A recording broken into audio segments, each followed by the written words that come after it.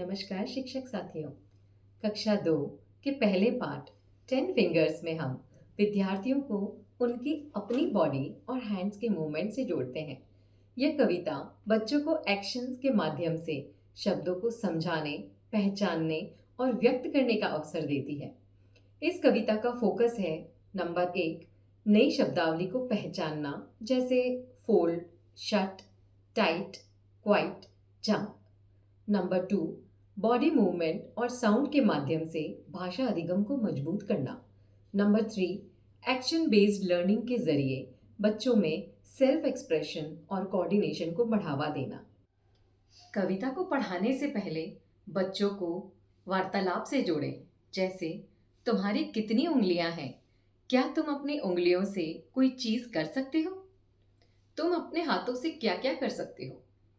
बातचीत के बाद विद्यार्थियों को उनके हाथों को देखने, गिनने और उठाने के लिए फिर उनसे एक्शंस करवाएं, जैसे उंगलियों को फैलाना और बंद करना, धीरे से तेज क्लैप करना, एक और एक उंगली से थंब को छूना, जैसे फिंगर योगा। यह चरण छात्रों के ऑब्जर्वेशनल स्किल्स और काइनेस्थेटिक लर्निंग को सक्रिय करता है। साथियों, एबीएल किट का उपयोग भी बहुत अच्छे से किया जा सकता है। इंग्लिश एबीएल टीचर गाइड के अनुसार इस अध्याय से संबंधित निम्न सामग्रियां इस्तेमाल की जा सकती है, जैसे action card from gesture based activity section. विद्यार्थियों से दिए गए एक्शन कार्ड्स के अनुसार हैंड एक्शन करवाएं। बॉडी पार्ट फ्लैश कार्ड्स, हाथ, उंगली आदि दिखाते हुए इंग्लिश में बोलें। यह टेक्टाइल और विजुअल लर्निंग को बढ़ावा देता है। साथियों, रोचक गतिविधियों के माध्यम से विद्यार्थियों को जोड़ा जा सकता है। पहली, फॉलो माय फिंगर्स, ये टेक्स्ट बुक एक्टिविटी है।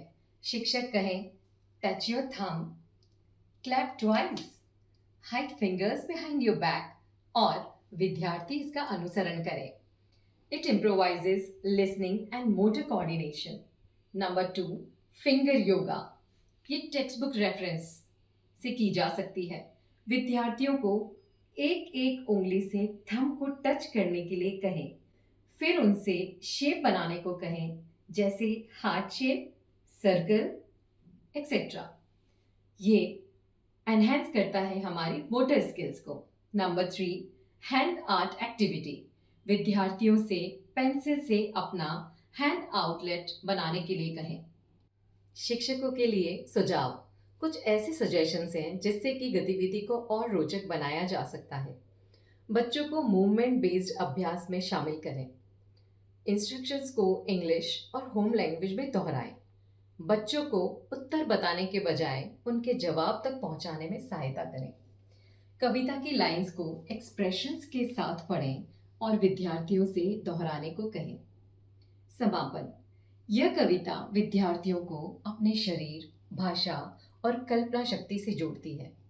जब विद्यार्थी अपने उत्तर खुद देते हैं, चित्र बनाते हैं और कविता इनैक्ट करते हैं, तब उनके आत्मविश्वास और अभिव्यक्ति की क्षमता स्वतः विकसित होती है। शिक्षक साथियों, इसी ऊर्जा और रचनात्मकता से अध्याय 1 10 फिंगर्स को हम विद्यार्थियों के साथ संपन्न कर पाए।